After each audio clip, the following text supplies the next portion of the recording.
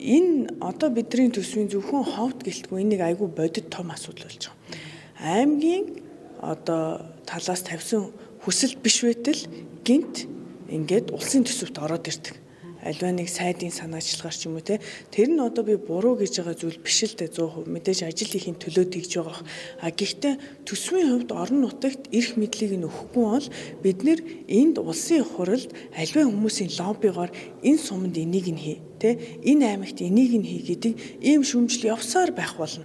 Альва нэг илүү эрх мэдлэлтэй хүнийх нь аймагт нь илүү их төсөв тавигддаг.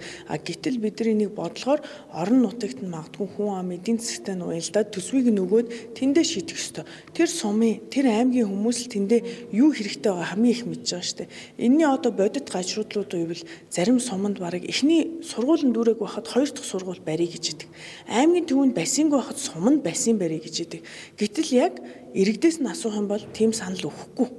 Тэр бол альва нэг том дарга сайдын лобби явж байгаа байхгүй. Эсвэл нэг барилгын компани ч юм уу яг бодит энэ зүйлийг л одоо эсэргүүцэж бид нар тэр гишүүдийн төсөв гэдэг байгаа юмыг одоо болох ёстой гэж өнгөрсөн жилээс хойш ярьсан. За өнгөрсөн намар би энийг одоо нэлээд дуу хоолойгоо хүргэж энийг болох ёстой. Би аймгийн засаг даргаар ажиллаж исэн хүний хувьд бид нар санал өгөөгүй байхад гинт дээрээс ингээд төсөвд ороод ирдэг. Тэр нь ингээд тоног төхөөрөмж тараадаг. Ямар ч аймгийн мэдлгүйгээр ингээд дураараа тараагаад тэр нь альва нэг намаа дагаад ингээд компьютер тараадаг ажил, трактор тараадаг ажил руу орчдөг. Энийг бол би буруу гэж үздэг. Тэгэхээр гишүүний төсөв гэдэг юмыг болох ёстой.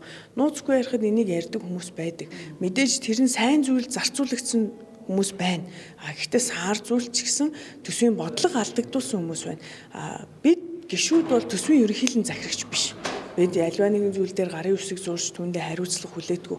Хаана сургууль барих ёстой, хаана засвар хийх ёстой, сургуулийн засвар хийх ёстой, боловсролын яам гаргах ёстой шүү дээ. Тийм биз дээ. Тэрнээс биш би зөвхөн өөрийнхөө тойргоо хараад байтал магадгүй говийн бүсэд, зүүн бүсэд хамаагүй илүү хүнд нөхцөлтэй байгаа сургууль байхыг үгүйсэхгүй шүү дээ. Би тэр болгоныг мэдэхгүй. Тэгэхээр бид бодлогын шин чанартай юмаа ярьж, бодлогын яамдууд энийгээ барьж оруулж ирэх ёстой байхгүй. Зүгээр нэг сайдын лоббигоор, гишүүний лоббигоор юм явсан нь өөрөө бидний төсвийн бодлогыг алдагдуулж ирсэн. Энэ яг бодит одоо хүмүүсийн дургуутслыг хүргэдэг. Энэ 100 ч гэсэн баасан жаргал гишүүн гарч ирж ярьсан наараа гишүүн. Энэ гишүүний төсөв гэдэг юм а болох ёстой. Энэ маань ер нь болчих шиг боллоо. Энэ бол анзаарч байна.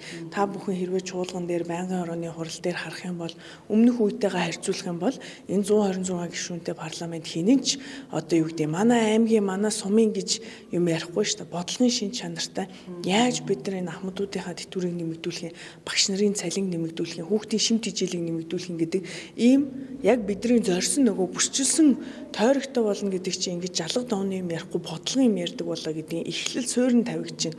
Харин гэтэл одоо төсөв дээр юу харагдаж байна гэхээр нөгөө сайд нарын лобби ороод ирсэн байна.